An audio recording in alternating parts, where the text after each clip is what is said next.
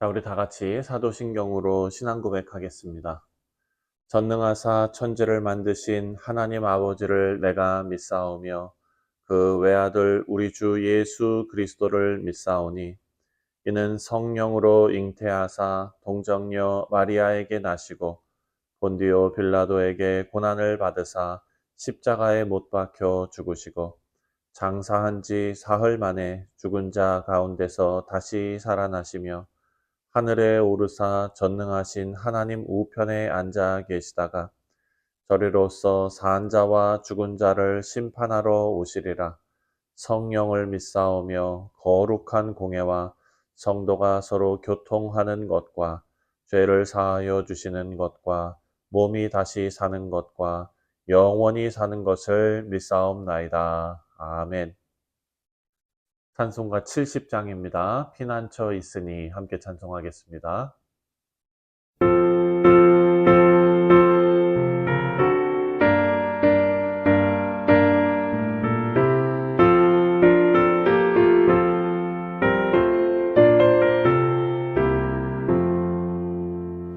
피난처 있으니 환난을 당한 자이리오라.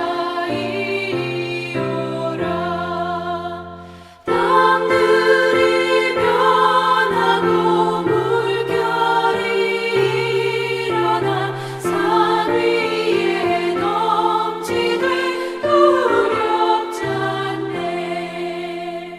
이방이 떠들고 나라들 모여서 진동하나 우리 주 목소리 한 번만 바라며 천하의 모든 것 망하겠네.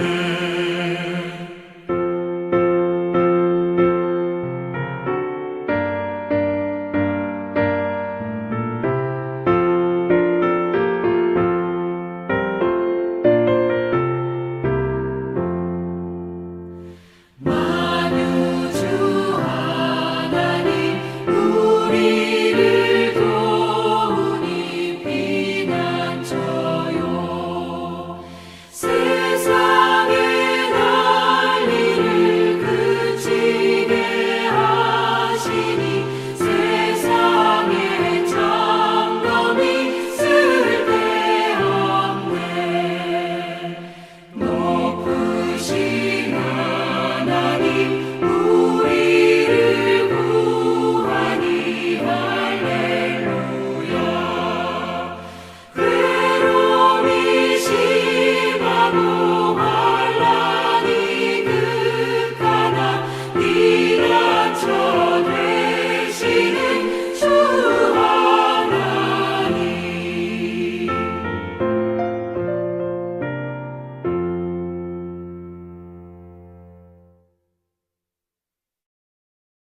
오늘 우리에게 주시는 하나님의 말씀은 시편 114편입니다. 1절부터 마지막 8절까지 함께 읽겠습니다.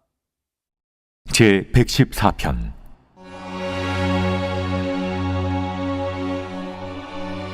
이스라엘이 애굽에서 나오며 야곱의 집안이 언어가 다른 민족에게서 나올 때 유다는 여호와의 성소가 되고 이스라엘은 그의 영토가 되었도다.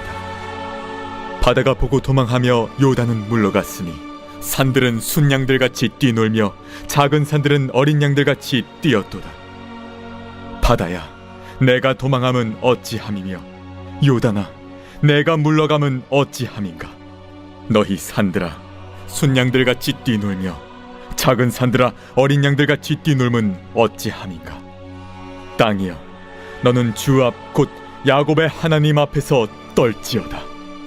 그가 반석을 쳐서 못물이 되게 하시며 차돌로 샘물이 되게 하셨도다.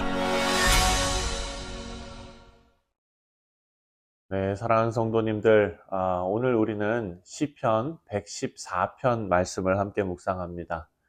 이 말씀을 통해서 하나님의 능력과 그리고 하나님의 임재가 얼마나 놀랍고 위대한지 시편 기자가 우리에게 표현하는 그 말씀을 우리가 묵상하며 또한 이 말씀이 우리에게 잘 적용이 되고 또 우리 마음 가운데 잘 받아들여지기를 간절히 기도합니다. 이 시편은 이스라엘이 애굽에서 나올 때 하나님의 놀라운 구원의 역사를 노래하는 시편입니다. 그래서 이 시편은 지난 역사를 상기시켜주는 그런 시편인데, 하지만 이 말씀은 그리스도 안에서 지금도 살아 역사하시고 또 하나님의 능력이 우리 가운데 임하신다라는 것을 우리에게 선포하고 있습니다. 그리고 그 선포로 우리를 도전하고 있습니다.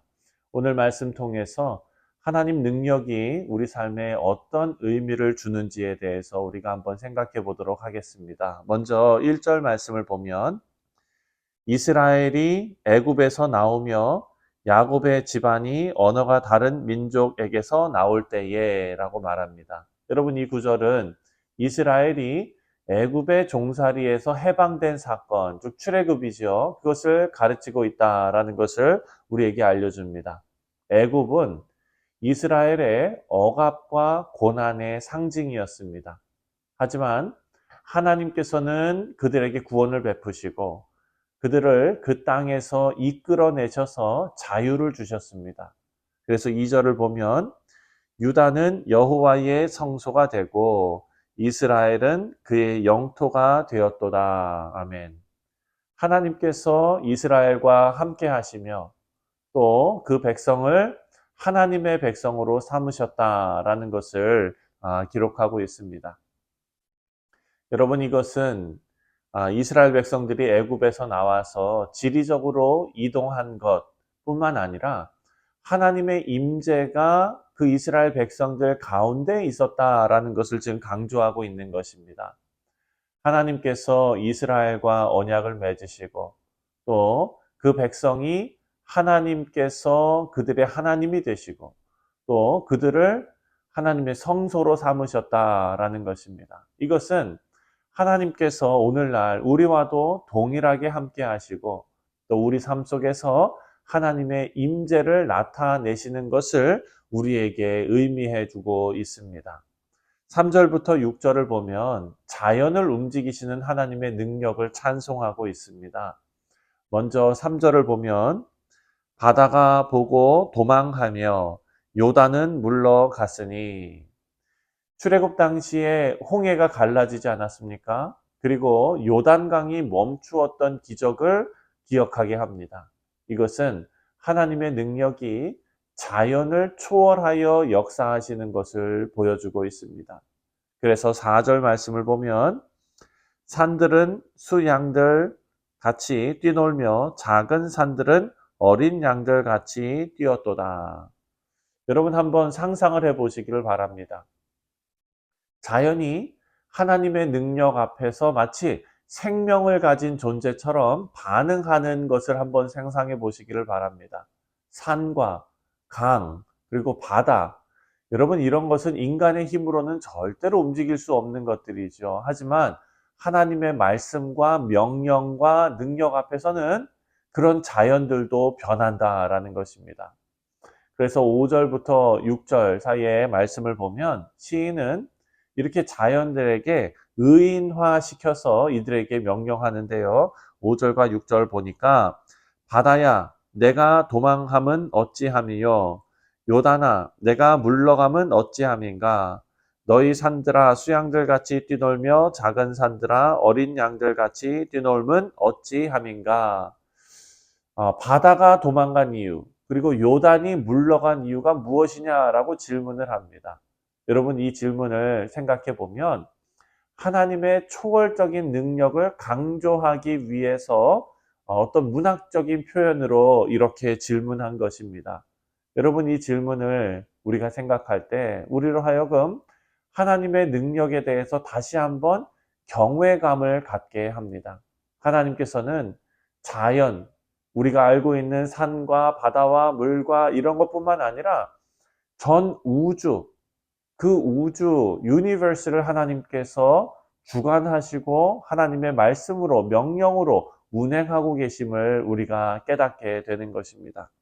자, 7절과 8절 말씀을 보면 이런 하나님의 임재로, 하나님의 운행으로 변화되는 세상을 묘사하고 있습니다. 먼저 7절에 땅이여 너는 주 앞, 곧 야곱의 하나님 앞에서 떨지어다. 그리고 8절에 그가 반석을 쳐서 뭇몰이 되게 하시니 차돌로 샘물이 되게 하셨도다.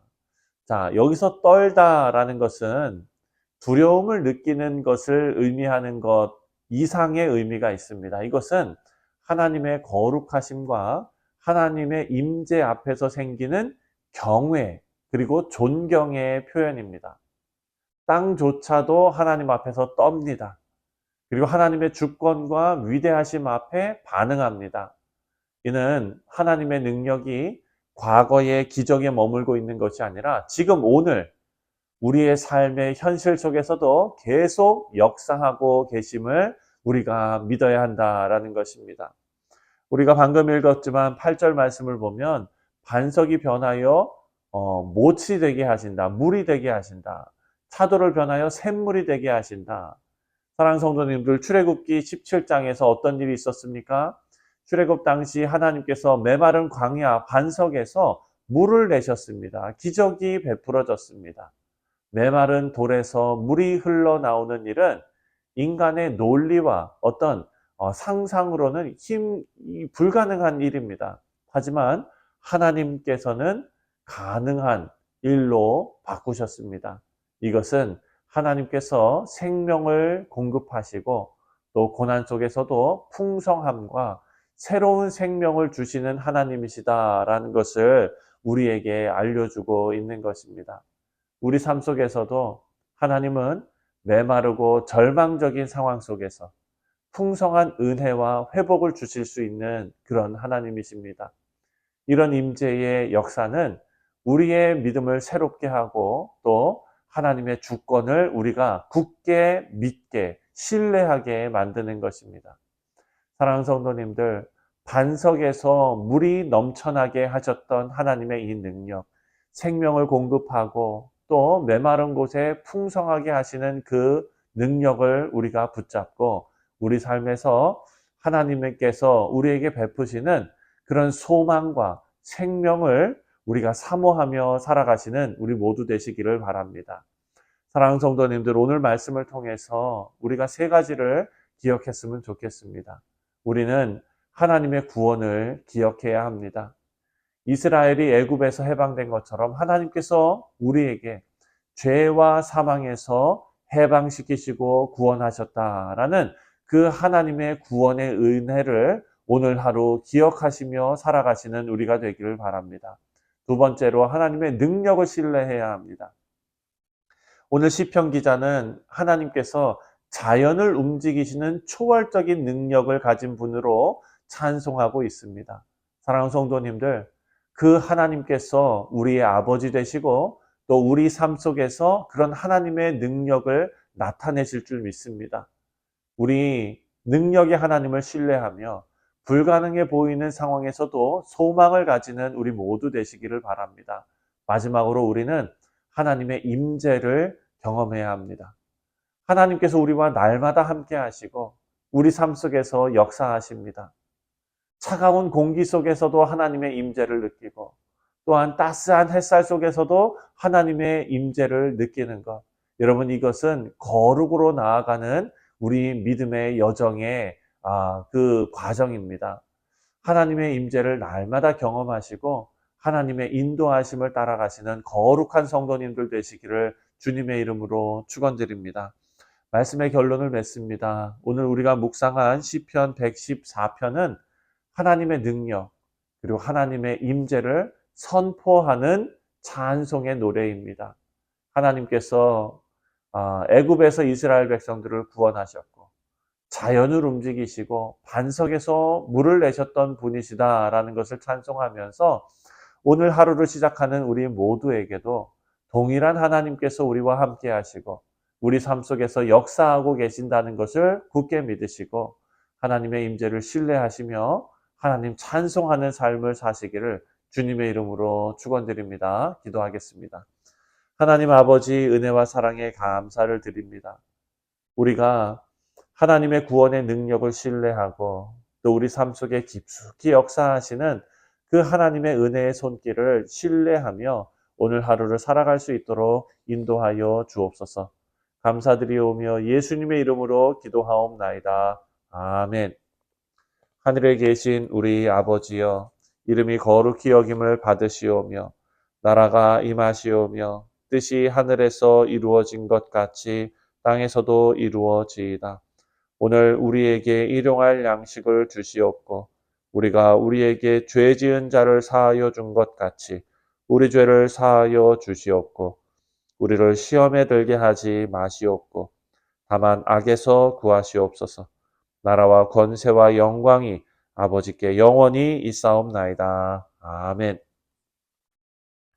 네, 사랑하는 성도님들, 오늘 목요일은 우리 함께 신앙생활하는 교우들을 위해서 기도하는 날입니다.